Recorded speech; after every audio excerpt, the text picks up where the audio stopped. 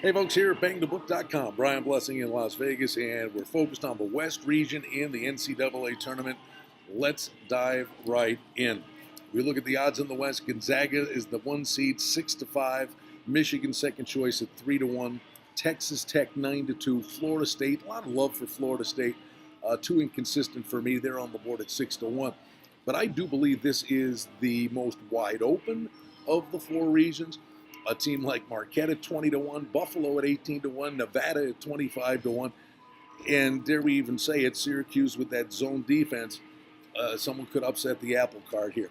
I think there's a real opportunity for somebody to come out of here and make a little bit of noise. Let's dive into the games, and we'll start on Thursday in Hartford with Marquette and Murray State. Marquette 24-9, and this kid Marcus Howard, the kid can be a microwave oven, shoots from anywhere, and he hits from anywhere.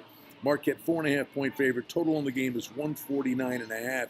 Murray State out of the Ohio Valley Conference 27-4. John Moran, this guy knows what he's doing. It's a deep team.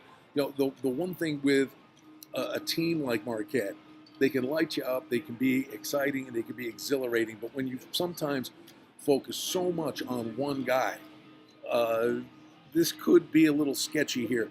I'd be looking at the points here, but I would look for the total, 149.5. I think you could see some points here. Florida State goes against Vermont, 4-13 matchup. Florida State 11-point favorites, total 133.5. Leonard Hamilton's team 27-7. They get a lot of love. It's just sometimes in game, a lot of goofy things happen here, and they'll mystify you sometimes. Like, what are they doing? And we know Vermont's a well-coached basketball team. That's a big number, minus 11. Maybe I'd look at Vermont in the first half of this game before the talent disparity would kick in. On Thursday, in Des Moines, Iowa, Nevada's a 7 seed. You know, for the longest time, they were a 4 seed, and they have really limped into this tournament. Musselman's got a great team. It's senior-laden. They've got size. They've got grit. But, man, they just really derailed at the end of the year. But maybe getting knocked off in the Mountain West gives them a chance to really refresh and reload here. They're a 2-point favorite. Total in the game is 133. 7 SEC teams. Florida gets in here. 19-15 record. Nevada's probably the side here. I mean, this is a team that does have NCAA tournament experience. How far they go, I don't know. But there were defined chinks in the armor with Nevada late in the year. Then you get number 2 Michigan against Montana from the Big Sky. 15.5. We're looking at Michigan favorite in this spot. The total in the game is 131.5. You would think Michigan would roll in this spot. But one thing I would say, though, is playing all the way into Sunday in the Big Ten Conference Tournament, to have the turnaround and travel and play on Thursday, it is kind of a short turnaround. And Beeline will likely, want to save something in the tank for that next game. Always beware of the backdoor cover in a game specifically like that. All right, we go another Thursday game. Rare to hear 3 regions or pods with games on Thursday. Number 1 Gonzaga, top offense in the country, waiting on the winner of the Fairleigh Dickinson Prairie View A&M game. But the one to watch is Syracuse and Baylor. Syracuse a 2-point favorite. 135 is the total. Bet down to 133. Scott Drew has done an amazing job with a really banged-up Baylor team. The bottom line is here, though, the one good thing for them would be that they had a few extra days to prepare for the Syracuse zone defense. But it may not be enough time.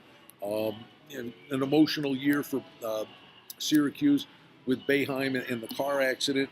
But bottom line is that zone defense, Syracuse is a danger here, and you're laying a small number here, -2 in that particular spot.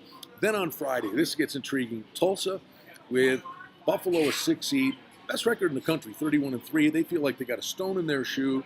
Thought they should have been a 4 or 5 seed. I think 5 seed would have been really the way to go here. Their goal all along is to play on the second weekend. They want to make the Sweet 16. This is a team that knocked off Arizona last year. It is loaded across the board. And the one thing I would say in this particular game, there's always the subplot. It's Arizona State, St. John's. Might they be pointing you in the direction of Arizona State with Bobby Hurley, the coach there, who left Buffalo, is the guy that hired Nate Oates, who's one of the hottest coaches in the country now. So are they telling you they want that Arizona State matchup? Always tried to read between the lines with the committee. No number, of course, waiting on the Arizona State St. John's winner. The one thing I would say, look for Buffalo. Consider playing them in the second half of this game as you'll have the team plays. The playing game travels, has to play, and can wear down, and Buffalo just comes at you in waves, and their bench is really, really good. Texas Tech, 26-6 against Northern Kentucky, 14-point favorite. Total is 137.5. Jerry Culver, terrific player out of the Big 12. The Beard is a terrific coach. That second-round matchup to me, Buffalo, Texas Tech, the winner of that game, I think, goes on a run. I think in the West, there's an opportunity to make a little bit of noise. Texas Tech, just a solid team. Out of the Horizon League, Northern Kentucky, I'd be looking for Texas Tech because that defense is pretty ferocious.